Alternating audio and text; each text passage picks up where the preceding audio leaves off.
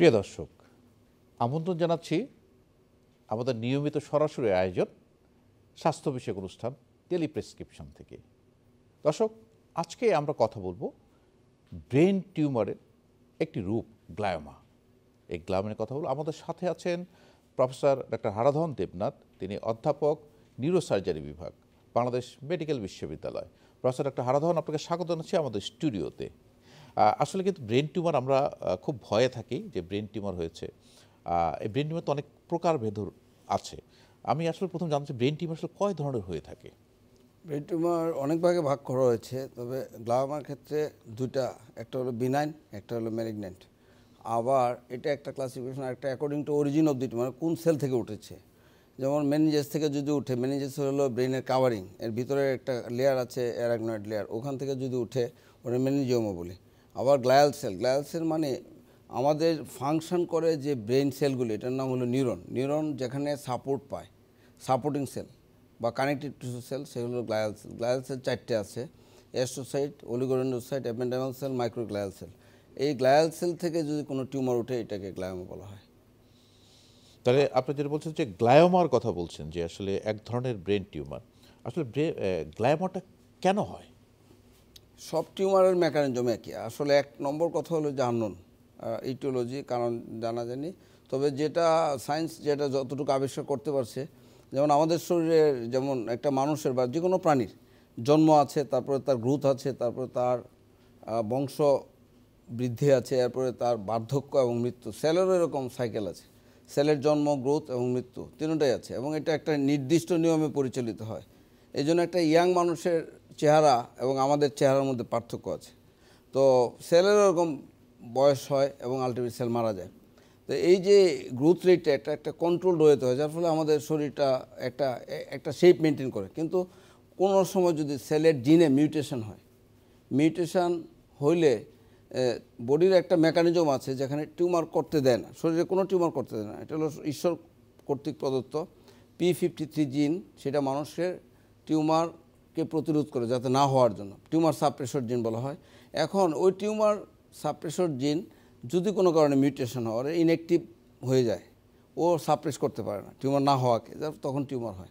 আরেকটা হলো সেলের যদি মিউটেন্ট সেল, মানে একটা ডিএনএ চেঞ্জ হলো, এই চেঞ্জ ডিএনএ নিয়ে একটা সেল বারে ডিভিশন হলো, সেটা অনিয়ন্ত্রিত হবে, তার মৃত্যু হবে 10টা, কিন্তু তার গ্রোথ হবে 1 কোটি, যার ফলে মৃত্যু এবং জন্মের সাথে মানে ব্যালেন্সটা হচ্ছে না, মানে গ্রোথটা বেশি হচ্ছে।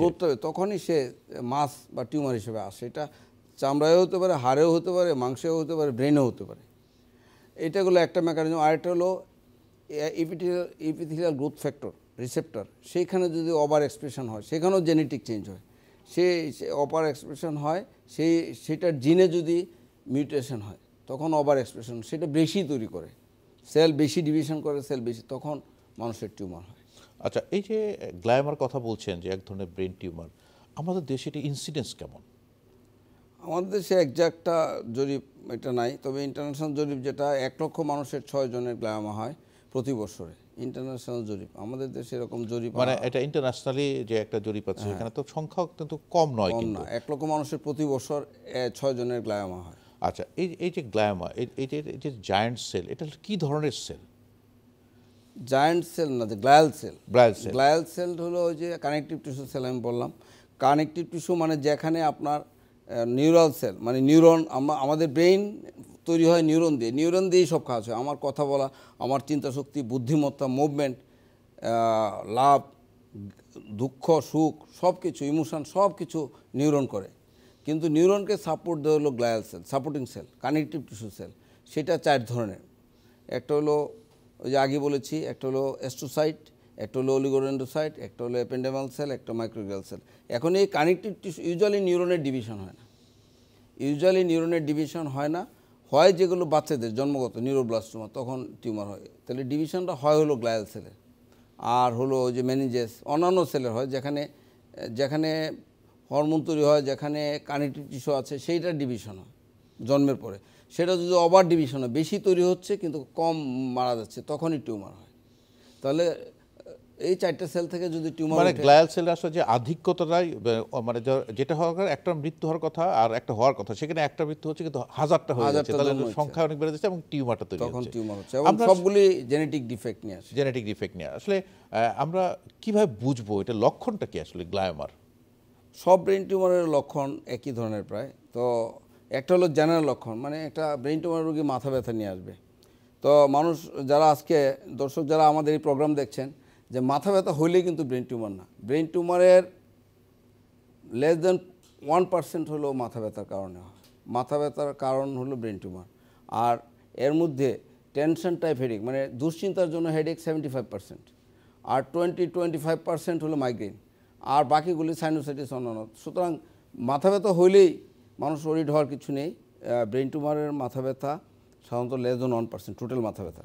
আর ব্রেন টিউমারের মাথা ব্যথা ইউজুয়ালি ভোরবেলা হয়, রাতে 3টা-4টার দিকে হয়।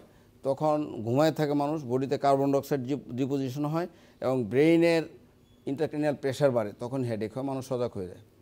এটা হলো একটা মাথা ব্যথা। আর হলো যেখানে টিউমার, ধরেন কর্টেক্সের টিউমার, সারফেসে যদি টিউমার তাহলে খিঁচুনি হবে লোকের। খিঁচুনি সেটা যদি হাতের এরিয়াতে হয় তাহলে হাতের এরিয়াতে শুরু হবে, তারপরে সারা শরীর অজ্ঞান হয়ে যাবে। খিঁচুনি, মাথা ব্যথা। আর অনেক বড় টিউমার হলে ব্রেনের ইন্ট্রাক্রেনিয়াল প্রেশার বাড়ে, তখন মানুষ দেখতে পারে না, এটা বলে প্যাপিলিউডিমা। চোখের যে নার্ভের গোড়াটা, ডিস্কটা ফুলে যায়, তখন সে ঝাপসা দেখে। তো একটা হলো মাথা ব্যথা, একটা হলো সিজার, একটা হলো চোখে কম দেখা, আর একটা হলো বেশি বড় হয়ে গেলে, বেশি চাপালে অজ্ঞান হয়ে যাওয়া। মোটামুটি এটা হলো জেনারেল ফিচার। আর ব্রেইনের এক এক জায়গার এক এক কাজ। ফ্রন্টাল লোবের কাজ আমরা অনেকবার টকশো করেছি, ব্রেইনের উপরে অনেক, ব্রেইন টিউমারের উপরে অনেক কিছু বলেছি, কিন্তু গ্লায়োমা নিয়ে আমাদের আর বলা হয়নি। ফ্রন্টাল লোবের কাজ হলো মেমোরি, জাজমেন্ট, বুদ্ধিমত্তা, এগুলো নিয়ন্ত্রণ করে। এবং বাম দিকের ফ্রন্টাল লোব কথা বলেনি, আমরা যে কথা বলছি এটা বাম দিকের ফ্রন্টাল লোব মেনটেন করে, সামনের অংশটা। তাহলে আর ফ্রন্টাল লোবের পিছনের অংশ কাজ করে মোটর, মানে আমাদের যে হাতের মুভমেন্ট, হাত পায়ের মুভমেন্ট, জিহ্বার মুভমেন্ট, কথা বলার মুভমেন্ট, এটা সব ফ্রন্টাল লোব করে।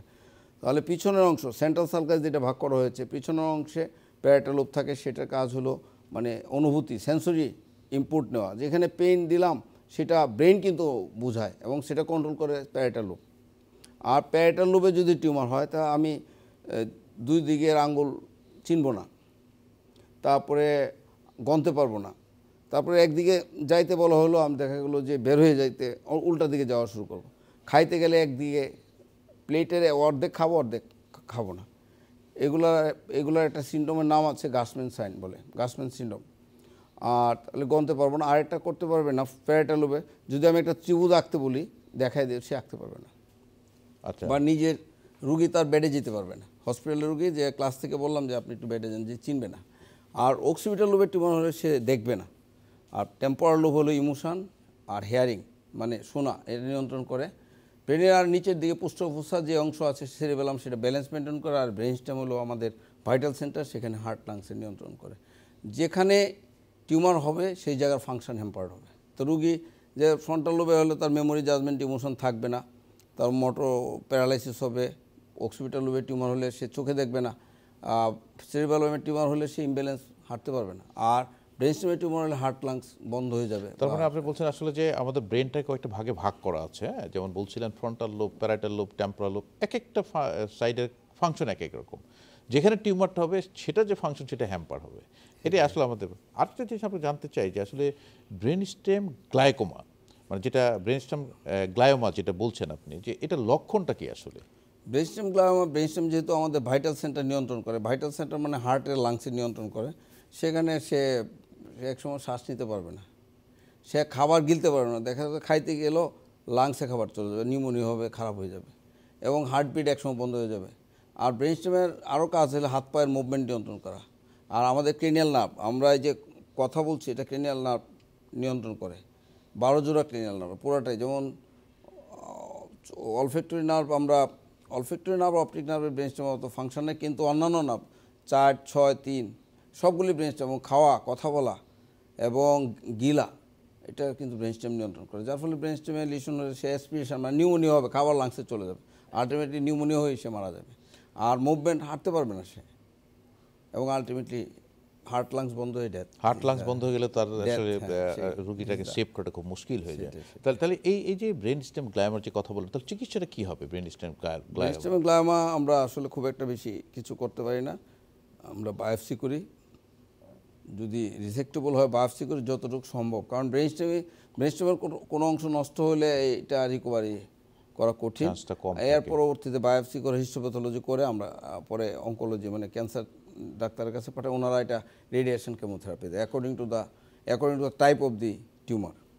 মানে তার মানে আপনি বলছেন যে আসলে এটা আসলে ট্রিটমেন্টটা একটু আগে শুরু করলে বা এটা ক্যান্সারের টাইপটা ধরে তাকে হয়তো কেমোথেরাপি প্রয়োজন হতে পারে। তো আমরা আসলে বুঝবো কি করে? আপনারা আসলে কি ইনভেস্টিগেশন টুলস ব্যবহার করেন যে এটা ব্রেন স্টেম গ্লায়োমা বা এখানে অন্য টিউমার আছে, এটা আমরা বুঝার উপায় কি? মানে পরীক্ষা নিরীক্ষা কি করেন আপনারা? আসলে MRI of brain with contrast দিয়ে ইনজেকশন করলে অবশ্যই টিউমার এটা বুঝবো আমরা। এরপরে টিউমারের যেমন গ্লায়োমার যদি আমরা গ্রেডিং করি সেক্ষেত্রে আমরা এমআরএস করি, এমআর স্পেকট্রোগ্রাফি। সেটা করলে এমআর স্পেকট্রোস্কোপ, সেটা করলে আমরা বুঝতে পারি যে কোন ধরনের গ্রেডিং। গ্লায়োমার আবার গ্রেডিং আছে, গ্রেড 1, 2, 3, 4। গ্রেডিং যত বেশি তত টাইপ তত খারাপ, মানে ক্যান্সার জাতীয় হয়। 1, 2 ইউজুয়ালি বিনাইন, 3, 4 ইউজুয়ালি ম্যালিগন্যান্ট, মানে ক্যান্সার জাতীয়। আচ্ছা, আপনি বলছেন যে এমআরআই উইথ কন্ট্রাস্ট। আসলে এমআরআই তো হলো একটা নর্মাল, আমরা দেখলাম যে টিউমার সাইজটা, কন্ট্রাস্টটা কেন ব্যবহার করা হয়? এবং আরেকটা প্রশ্ন থাকছে যে অনেক সময় দেখা যায় যাদের কিডনি রোগে আক্রান্ত আছে, যাদের সিকেডি বা ডায়ালাইসিস চলছে বা তাদের কিডনি জটিলতা আছে, তাদের ক্ষেত্রে কন্ট্রাস্ট দেওয়াটা আপনারা অনেক সময় নিষেধ না, করে আমরা এই থাকেন। জন্য ক্রিয়েটিন করিনি, সিরাম ক্রিয়েটিন কিডনি ফাংশন দেখে নেই। কিডনি ফাংশন খারাপ হলে কন্ট্রাস্ট দেওয়া প্লেন যাবে না। আমরা করি, তখন কন্ট্রাস্ট দেওয়া হয় না। আচ্ছা, আর কন্ট্রাস্টটা করার উদ্দেশ্যটা কি? ইউজুয়ালি যেখানে টিউমার যেখানে হয় ওভার গ্রোথ হয়, সেখানে ভেসেলও গ্রোথ হয়, ভাস্কুলারিটি বেশি থাকে। তো ভাস্কুলারিটি বেশি মানে টিউমারটা ব্রাইট দেখা যায়। আবার অনেক সময় টিউমার হয়ে ইনফেকশন হয়, সেটাও বোঝা যায়, মানে ওভার গ্রোথ হচ্ছে কিন্তু সেই হারে সেই সার্কুলেশন পাচ্ছে না, তখন ইনফেকশনটা বোঝা যায়। ইনফেকশন হইলে এটা ইডিমা যদি থাকে এটা বুঝি যে এটা ম্যালিগন্যান্ট টিউমার। সেটাও অপারেশন করতে ইজি হয় কিন্তু রোগীর জন্য ভালো না, মানে ম্যালিগন্যান্ট টিউমার পেশেন্টের জন্য কিন্তু মানে ম্যালিগন্যান্ট হলো, ম্যালিগন্যান্ট মানে ক্যান্সার কথা বলছেন। ক্যান্সার। তাহলে আসলে যেটা বোঝা যায় যে কন্ট্রাস্ট দেওয়ার পরে আপনার টিউমারটা আরো সঠিকভাবে ধরতে পারেন যে এটাকে ক্যান্সারের দিকে যাচ্ছে না বেনাইনের দিকে যাচ্ছে। কারণ নর্মালি আমরা ব্রেনের বাইরে যদি টিউমার হয় সেক্ষেত্রে কিন্তু আমরা একটা বায়োপসির সাহায্য নিই অথবা আমরা ফাইন নিডল অ্যাসপিরেশন সাইটোলজির সাহায্য নিই, কিন্তু এইখানে তো ব্রেনের মধ্যে সেটা করা সম্ভব হচ্ছে না। সে কারণে আপনি বলছেন কন্ট্রাস্ট দিয়ে আমরা আসলে একটু নিশ্চিত হইনি যেটা কি মোটামুটি একটা আইডিয়া করা যায় যে এটা বিনাইন না ম্যালিগন্যান্ট। তো আমরা সেক্ষেত্রে এই গ্লায়োমার আপনার ট্রিটমেন্ট অপশনগুলো কি, আপনার কি করেন? মেইনলি তো টিউমার, যে কোনো টিউমার অপারেশন করতে হবে। আপনার অপারেশন আমরা ক্রেনিওটমি করি, মাইক্রোস্কোপের সাহায্যে আমরা রিমুভ করি টিউমার। আর যদি খুব ডিপলি সিটেড টিউমার যেমন থ্যালামিক গ্লায়োমা, সেই ক্ষেত্রে অনেক সময় আমরা স্টেরিওটেক্সি ব্যবহার করি, মানে একটা ফ্রেম নিয়ে ওটা স্টেরিওটেক্সি ফ্রেম নিয়ে বায়োপসি ফরসেপসে ওখানে বায়োপসি নেওয়া হয়, টিউমারটা ডায়াগনোসিসের কোন জাতের টিউমার। এরপরে সেটা আমরা ক্যান্সার স্পেশালিস্টের কাছে পাঠাই, যে ওটা পরে কেমোথেরাপি রেডিওথেরাপির জন্য পাঠাই। মানে ডিপ সিটেড টিউমার যেটা আনা যাবে না, আনলে বেশি ক্ষতি হবে, সেটা আমরা স্টেরিওটেক্সি বায়োপসি করি। আর যেটা মানে রিসেক্টেবল সেটা তো আমরা ওপেন করে মাইক্রোস্কোপের সাহায্যে, নেভিগেশনের সাহায্যে আমরা টিউমার নিয়ে আসি। আচ্ছা, তা আপনি যে বলছেন যে গ্লায়োমাটা আসলে সাধারণত ক্যান্সার হয়ে থাকে, গ্লায়োমা আসলে কি ধরনের টিউমার, কি বেনাইন নাকি ম্যালিগন্যান্ট টিউমার? গ্লায়োমা দুই ধরনেরই, আমি আগে বলেছি। গ্রেড 1, 2 আমরা বেনাইন ধরে থাকি, গ্রেডিংটা আমরা জানতে চাচ্ছি আসলে 3 আর 4 হলো ম্যালিগন্যান্ট। 4 হলো বেশি খারাপ, জিবিএম যেটা বলে গ্লায়োব্লাস্টোমা মাল্টিফর্ম, ডেঞ্জারাস। এটার মধ্যে আবার আমরা ইমিউনোহিস্টোকেমিস্ট্রি করি, একটা ওয়াইল্ড ভ্যারাইটি আর আইডিএস মিউটেন্ট, আইডিএস জিন, আইডিএস হলো আইসোসাইটেড ডিহাইড্রোজেনেস, ওটার জিন যেটা আছে ওটা যদি মিউটেশন করে সেটা আবার কেমোথেরাপি দিলে একটু রেসপন্স ভালো পাওয়া যায়। আর ওয়াইল্ড ভ্যারাইটি যেটা মিউটেন্ট না, সেটা কেমোথেরাপিতে ভালো কাজ করে না। আপনি বলছিলেন যে আসলে গ্রেডিং করেন 1, 2, 3, 4 এবং বলছেন যে 3, 4টা খুব খারাপ বলছেন, 4 বেশি খারাপ, 4টা বেশি খারাপ বলছেন। আসলে এই যে 4 এর মধ্যে ওয়াইল্ড ভ্যারাইটি আরও বেশি খারাপ, কারণ ওটা কেমো সেনসিটিভ না, মানে কেমোথেরাপি দিলেও কাজ করে না।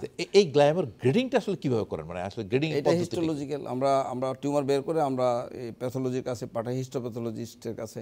ওনারা এটা মাইক্রোস্কোপে ডায়াগনোসিস করে, কোনটা কনফার্ম করে যে এটা কোনটা লো গ্রেড, কোনটা 1, 2 অথবা কোনটা 3, কোনটা 4। না, এখানে আমার একটা প্রশ্ন রয়ে যাচ্ছে যে আপনি যখন অপারেশন টেবিলে আছেন, আপনি টিউমারটা পেয়েছেন, আপনি বায়োপসি পাঠাইছেন, তো বায়োপসিতে আসতে সময় লাগার কথা। সেটা একটা অপশন সেক্ষেত্রে আপনি ওপেন করে বায়োপসি ফ্রোজেন রিপোর্ট সেকশন জেনে নেওয়া যেতে পারে, সেটা একটা অপশন। সেটা একটা অপশন আছে যে ফ্রোজেন বায়োপসি ফ্রোজেন করে সেকশন করলে আমরা পারোপার্টিভ 1 ঘন্টার মধ্যে আমরা বুঝতে পারি যে আসলে যে টিউমারটা কোন ধরনের, ম্যালিগন্যান্টটা বিনাইন। তবে এমআরআই দেখলে আমরা অনেকটাই বুঝতে পারি যে এটা আসলে বিনাইন না ম্যালিগন্যান্ট। আমরা 70%ই বুঝতে পারি, 80% বুঝতে পারি। মানে আসলে আপনাদেরকে গাইড করে হলো আসলে MRI এমআরআইটাই গাইড করে। দেখলে এবং বোঝা একটা যাচ্ছে। সিস্টেম আমরা যেটা জানি যে ফ্রোজেন বায়োপসি আপনারা অপারেশন টেবিলে বসে আপনারা বায়োপসি করে রিপোর্ট জেনে আপনারা এটাও চিকিৎসা করা করতে হয়। পারেন। প্রয়োজন হলো কনফিউজিং কেসে ফ্রোজেন সেকশন করা হয় পারোপার্টিভ। আর চিকিৎসা পদ্ধতির ক্ষেত্রে এখানে কোনো কনজারভেটিভ ম্যানেজমেন্ট নেই, আপনি বলছেন না, সার্জিক্যাল এগুলো একমাত্র না, অপশন। তো surgery। এই যে সার্জারিটা আসলে কয় ভাবে আপনারা সার্জারি করে থাকেন? সার্জারি ম্যাক্সিমাম টিউমারে আমরা মাইক্রোস্কোপে ক্রেনিওটমি করে, মানে ব্রেন ওপেন করে হাড় খুলে তারপরে আমরা মাইক্রোস্কোপের সাহায্যে, আমাদের অত্যাধুনিক মাইক্রোস্কোপ আছে, আমাদের বিএমইউতে আছে, অন্যান্য প্রতিষ্ঠানেও আছে, সেটা আমরা টিউমার এবং মাইক্রোস্কোপ জুম করলে ফোকাস করলে আমরা বুঝতে পারি কোনটা নর্মাল ব্রেন কোনটা টিউমার। তা আমরা দেখে দেখে তখন টিউমারটা নিয়ে আসি, বোঝা যায়। এটা যে কেউ বুঝাই দিলে সেও বুঝবে যদি ফোকাস জুম করা যায় যে এটা টিউমার, এটা ব্রেন। সেখানে আপনারা ফোকাস করার পরে টিউমারটা নিশ্চিত ক্লিয়ার হওয়ার পরে কালার দেখলে ব্রেনের কালার তো ইয়েলোইশ আভিজাত্য থাকবে, ব্রেনের কালারটা অভিজাত কালার, আর টিউমার ডার্টি থাকবে, dirty grey colour, dirty colour থাকবে। এবং টিউমার অনেক সময় নেক্রোসিস থাকে, কারণ টিউমারের গ্রোথ বেশি হয়, সেখানে সেই তুলনায় ব্লাড সাপ্লাই কমে যায়, তখন টিউমার নেক্রোসিস থাকে, ড্যামেজ থাকে, লিকুইফাইড হয়ে যায়, ব্লাড থাকে, এগুলো সাক আউট করলে চলে আসে। আর ব্রেন হলুদ ফ্রেশ, এটা দেখলে মাইক্রোস্কোপে বুঝাই দিলে যেগুলো আমরা বুঝতে পারি। আপনারা ডিমার্কেশনটা করতে হ্যাঁ, পারেন। অবশ্যই। আমাদের একটা ধারণা আছে যে আসলে ক্যান্সার যদি হয়ে থাকে, যদি আপনারা বলি গ্রেড 4 বা ক্যান্সার হয়ে থাকে, সেক্ষেত্রে তো আমরা জানি যে ক্যান্সারটা ছড়িয়ে যায় সহজে, এবং এটা কিন্তু ব্রেইনের আশেপাশেও আসতে পারে। তো সেক্ষেত্রে আপনি শুধু ক্যান্সার টিউমার অংশটুকু কেটে নিয়ে আসলেন, এটা কি বাকি যে ব্রেনটা সেখানে কি এটা মেটাস্টাসিস হওয়ার ঝুঁকিটা থেকেই গেল না? টিউমার পাশের ব্রেনে তো হয়ই, হতেই পারে, কারণ আপনার অ্যাস্ট্রোসাইট কিন্তু অ্যাস্ট্রোসাইটের কিন্তু প্রসেস আছে। অ্যাস্ট্রোসাইটের সেল বডি, একটা সেলের যেমন সেল বডি আছে, মানে মেইন অংশটা যেখানে নিউক্লিয়াস থাকে, যেখান থেকে সে পুরো সেলটাকে নিয়ন্ত্রণ করে, যেখান থেকে ডিভিশন হয় সব কিছু, এর আবার প্রসেস আছে, যেমন আরেকটার সাথে কানেকশন করে, সেটা বলে ডেনড্রাইট। অনেকগুলি প্রসেস থাকে একটা নিউরনের, একটা অ্যাস্ট্রোসাইটের, আবার একটা লম্বা থাকে, প্রসেস থাকে। তো আঙ্গুলের মতো বিভিন্ন জায়গায় আছে, আমি শুধু সেন্ট্রাল পোর্শনটা নিয়ে আসলাম, ওখান থেকে তো আবার হবে। আর একটা সেল থাকলো সেখান থেকে আবার হবে, কারণ ম্যালিগন্যান্ট সেল তৈরি আবার হবে কয়দিন পরে। সুতরাং ওটা অপারেশন করতে হবে, প্লাস এর সাথে যাতে না হয় সেটার জন্য গ্রোথটা কমে যায়, সেটার জন্য রেডিয়েশন, কেমোথেরাপি, অনকোলজিস্টের হেল্প। তার মানে আপনি বলছেন এটা একটা টিম ওয়ার্ক। সার্জন, নিউরোসার্জন তার অপারেশন করে তার টিউমারটা রিমুভ করে দেবে, এর পরবর্তীতে তাকে একজন অনকোলজিস্ট দেখে তাকে হয়তো রেডিয়েশন বা কেমোথেরাপি তার অ্যাকর্ডিং টু গ্রেডিং বা স্টেজিং হিসাবে তাকে চিকিৎসা নিতে হবে। আচ্ছা, আমরা যেটা জানি যে আসলে আপনি বলছেন যে ব্রেইনের এক একটা অংশ এক একটা কাজ করে। এখন যেখানে গ্ল্যামারটা হয়েছে সেখানে হলো ভোকাল এরিয়া, সেখানে গ্ল্যামারটা হয়েছে।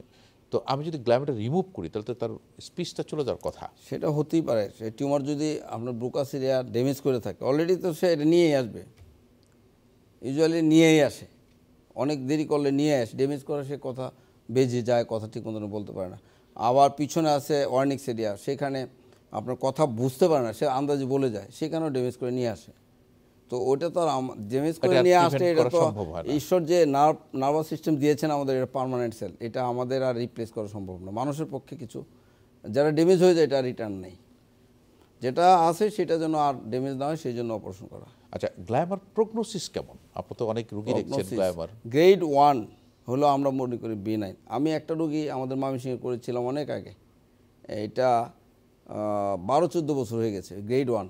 সে এখনও ভালো আছে, তার 3টা মেয়ে হয়েছে অপারেশনের পরে, আর অপারেশন আগে একটা মেয়ে ছিল সেটা বিয়ে দিয়েছে, তো 14 বছর হয়ে গেছে। তবে গ্রেড 1 টোটাল রিমুভাল, এবং মাঝে মধ্যে তার খিচুনি হয়, আমি খিচুনির ওষুধ দিই, এখন তার টিউমার নাই। তো গ্রেড 1 আপনার সার্জারি ভালো করে করলে এটা আর রিকার করে না। গ্রেড 2 রিকার হতে পারে, আর গ্রেড 3-4 এটি অবশ্যই রিকার হবে। তাহলে গ্রেড 1 কিন্তু আর 10 বছরের উপরে বাঁচে, অনেক দিন বাঁচে, ভালো করে করলে অনেক দিন বাঁচে। আর গ্রেড 2 এটাও 8 বছরের উপরে বাঁচে, কিন্তু টোটাল রিমুভ করতে পারলে অনেক দিন বাঁচে। কিন্তু গ্রেড 3 আয়ুষ্কাল বইয়ের কথা হলো 2 বছর বা তারও বেশি, কারণ ম্যালিগন্যান্ট টিউমার। আর গ্রেড 4 আপনি সার্জারি করেন না করলে মাত্র 2-3 মাস বাঁচবে। আর যদি অপারেশন করেন এবং এটা যদি মিউট্যান্ট হয় তাহলে 2 বছর বাঁচবে। মানে মিউট্যান্ট কেমোথেরাপি সেন্সিটিভ অপারেশন করলেন। আমি একটা রোগী করেছিলাম আমাদেরই এলাকার, আমাদের থানার, সেটা ইয়াং ছেলে ছিল, 30-35 বছর, সুন্দর ছেলেটা ছিল, তার প্যারাইটাল লোবের টিউমার হয়েছিল গ্রেড 4। তা আমরা কেমো সেন্সিটিভ ছিল, 2 বছর পরে ইটালিতে আবার গেছে, ওখানে আবার রিকার করেছে। তারা অবশ্য আগের এমআরআই দেখে বলছে এটা কে করেছে, তখন বলেছে যে আমার কথা বলেছে যে উনি তো অনেক ভালো করেছে, কিন্তু আপনার টিউমার তো আবার হবে। এনে 6 মাস পরে উনি আবার মারা গেছে আর কি। গ্রেড 4-এর আয়ুষ্কাল খুবই কম। তাহলে আমরা কি এই গ্লায়ামা কিন্তু প্রতিরোধ করার কোনো ব্যবস্থা আছে কিনা? কারণ আমরা জানি যে সায়েন্স তো অনেক এগিয়ে চলেছে, জেনোম সিকোয়েন্সিংও হচ্ছে। আসলে কি কোনো প্রিভেন্টিভ কোনো মেজার আছে কিনা? না, প্রিভেন্টিভ মেজার নাই, তবে কিছু কিছু হাইপোথিসিস আছে, যেমন ওভার ইরেডিয়েশন। আমরা ওর কন্টিনিউয়াস মোবাইল ধরে রাখি, এটা কেউ কেউ বলে মোবাইলে হয়, মানে যে মিউটেশন হয়, রেডিয়েশন। আবার মোবাইল টাওয়ারের কাছে যারা থাকে এখানে রেডিয়েশন হতে পারে। আর কন্টিনিউয়াস যারা সিটি স্ক্যান করে, হ্যাঁ, তাদের হতে পারে। আর এখন আমরা জানি এক্স-রে রেডিয়েশন। হ্যাঁ, এক্স রেডিয়েশন। আর একটা হলো সূর্যের যে আমাদের প্রোটেকশন দেয়, সূর্য আমাদের অ্যাটমসফিয়ারিক লেয়ারে ওজোন একটা লেয়ার আছে, ওজোন গ্যাস O3, অক্সিজেনের 3টা পরমাণু নিয়ে O3 ওজোন, সেটার একটা লেয়ার আছে, সেটা সূর্যের আল্ট্রাভায়োলেট রেকে প্রিভেন্ট করে। এখন আমাদের এই গ্রিন হাউস এফেক্টের জন্য, আমাদের এই মিথেন, কার্বন ডাইঅক্সাইড জমা হওয়ার জন্য ওজোন লেয়ার ছিদ্র হয়ে যাচ্ছে। তার সূর্যের আল্ট্রাভায়োলেট রে কিন্তু এখন পৃথিবীতে মানুষের গায়ে পড়ছে, প্রাণী জগতের গায়েও পড়ছে, সেখানে তখন মিউটেশন হয়। এবং সেইখানে এই জন্য অনেক দেশে, পৃথিবীর অনেক দেশ, বিশেষ করে অস্ট্রেলিয়াতে স্কিন ক্যান্সার বেশি, যারা সান রেতে বেশি এক্সপোজ হয়, যেহেতু এই জন্য পরিবেশকে অবশ্যই প্রোটেকশন দিতে হবে, মানে গাছ লাগাইতে হবে। কার্বন ডাইঅক্সাইড, মিথেনের পরিমাণ কমাইতে হলে সবুজ গাছ লাগাইতে, যারা কার্বন ডাইঅক্সাইড কনজামশন করে। আমরা জানি যে গাছ কার্বন ডাইঅক্সাইডে মানে খাবার পায়, সালোক সংশ্লেষণ করে কার্বোহাইড্রেট তৈরি করে। তাহলে কার্বন ডাইঅক্সাইডকে গাছ, সবুজ গাছ সূর্যের আলোর সাহায্যে কার্বন ডাইঅক্সাইডকে শোষণ করে। তাহলে প্রচুর পরিমাণে সারা পৃথিবীময় গাছ লাগাইতে হবে। গাছ লাগাইলে কার্বন ডাইঅক্সাইডের পরিমাণ কমবে এবং পৃথিবীর টেম্পারেচারও মেনটেন হবে এবং ওজোন লেয়ারটা হবে না। ওজোন লেয়ার আরেকটা হলো সিএফসি, মানে আমাদের যে অ্যাসিড যে গ্যাসটা, সিএফসি গ্যাস, সেটাও ওজোন লেয়ারকে, আমরা যে অ্যারোসলের মধ্যেও যে সিএফসি কম, কিন্তু অ্যাসি তো অনেকক্ষণ ব্যবহার হয়। অ্যাসি একটা গ্যাস সিএফসি, সেটা ওজোন লেয়ারকে ছিদ্র করে। সেখানে সেটার ব্যবহার কমায় অন্য কোনো বিকল্প আবিষ্কার করা যায় কিনা সেগুলোর দিকে, বা ব্যবহার করা যায় কিনা, সেটা বেশি করা যায় কিনা, বিকল্প আছে শুনেছি, কিন্তু এটা যেন বেশি সিএফসি বাদ দিয়ে অন্য কোনো বিকল্প থাকলে সেটা বেশি ব্যবহার করলে ওজোন লেয়ারটা প্রোটেক্টেড থাকবে এবং মানুষ ভালো থাকবে এবং টিউমার এবং অন্যান্য ডিজিজটা কম হবে। ডক্টর হারাধন দেবনাথ, আরেকটি বিষয় আমি একটু বলতে চাচ্ছি যে আধুনিক সায়েন্সে জেনোম সিকোয়েন্স বলে একটা কথা আসছে এখন, যে আপনাকে আগে থেকেই আপনি জিনে আপনার কোনো ক্যান্সার জিন আছে কিনা বা এটা ডিটেক্ট করা সম্ভব, এবং ডিটেক্ট করে অ্যাকর্ডিংলি যদি চিকিৎসা নেওয়া যায়, জিন থেরাপি বা এরকম, এটা লেটেস্ট টেকনোলজি আমরা শুনছি বা বিশ্বে গবেষণা হচ্ছে। এই বিষয়ে আপনি কিছু আসলে জিন থেরাপি সেটা একটা অপশন আছে, কিন্তু আমাদের দেশে যদি হয় না, উন্নত বিশ্বে নিশ্চয়ই হয়। তো যদি করা যায়, যেখানে আছে সেখানে করতে পারলে, সবার জেনোম সিকোয়েন্স করতে পারলে অবশ্যই সেটার ব্যবস্থা করা যায়, প্রিভেন্ট করা যায় অনেকটা। সেটা আমাদের দেশে এই প্রযুক্তি নাই। তার মানে আমরা আসলে এই যে পদ্ধতিটা, যেটা আধুনিক পদ্ধতি বিশ্বে আসছে, যে আগের থেকে তার রক্ত বা স্টুল নিয়ে পরীক্ষা করে তার মানে জিনে কোনো ক্যান্সারের কোনো জিন আছে কিনা, মিউটেশন হওয়ারই আছে না, সেইটা নির্ণয় করে এখন একটু জিন থেরাপি দিলে, এটা আসলে আমার মনে হয় যে অদূর ভবিষ্যতে সায়েন্স যেভাবে আগাচ্ছে, ইনশাআল্লাহ আমরা আমাদের দেশেও এটা আমরা পাবো। আসবে এক সময় হয়তো। প্রফেসর ডক্টর হারাধন দেবনাথ, আপনাকে অসংখ্য ধন্যবাদ আমাদের স্টুডিওতে এসে আপনার সুন্দর পরামর্শ দেওয়ার জন্য। প্রিয় দর্শক, এতক্ষণ আমরা গ্লায়োমা বা ব্রেন টিউমার নিয়ে শুনলাম। আসলে একটা জটিল রোগ ব্রেন টিউমার বা গ্লায়োমা, এটা রোগ নির্ণয়টা খুব ইম্পর্টেন্ট এবং জরুরি অপারেশন এবং কেমোথেরাপি, রেডিওথেরাপির মাধ্যমে রোগটা নিরূপণ করা সম্ভব এবং তার সঠিক চিকিৎসা দেওয়া সম্ভব। দর্শক, ভালো থাকুন, সুস্থ থাকুন, নিরাপদেই থাকুন।